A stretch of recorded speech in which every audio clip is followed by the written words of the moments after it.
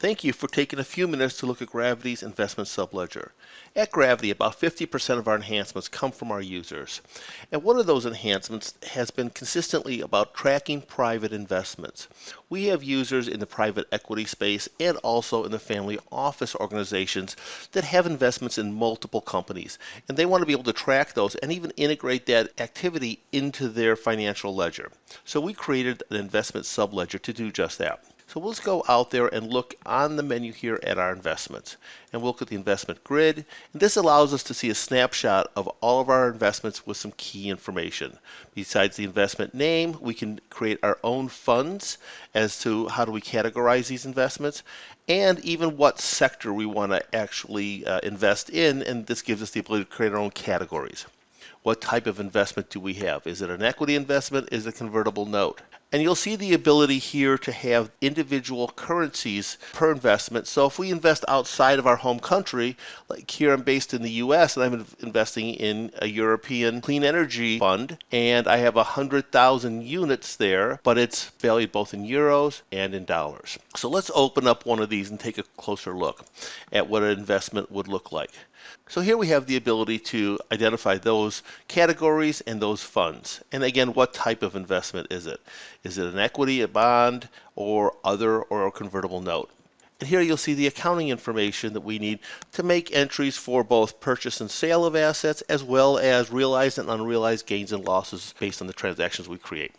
And a summary here of what we owe. We have 126,000 shares of AAA Biotech at weighted average price of $15.24, and obviously it's in US dollars. Now, how did we get to these numbers? Well, here's the ledger that we actually had, where we had two purchases and then we had a small sale. And based upon the fact that we purchased at different prices and had a sale, it's going to get us a weighted average cost of that investment. Let's say we wanted to make another transaction here for this investment. Maybe we were going to sell the whole thing. Well, what type of activity do we want to have? We can, again, purchase more equity. We can sell equity. And we can have different types of revaluations. So based upon what we're going to do here, it's going to actually open up and ask us for different fields. So if we're purchasing, we just need to know how much are we purchasing and at what price. But if we're selling, we now have what did we sell, what was the sale unit. It'll calculate the gain and loss. We will define that as both realized or unrealized gain or loss on this sale. So we have the ability fairly easily to make all different kinds of transactions here on an individual asset.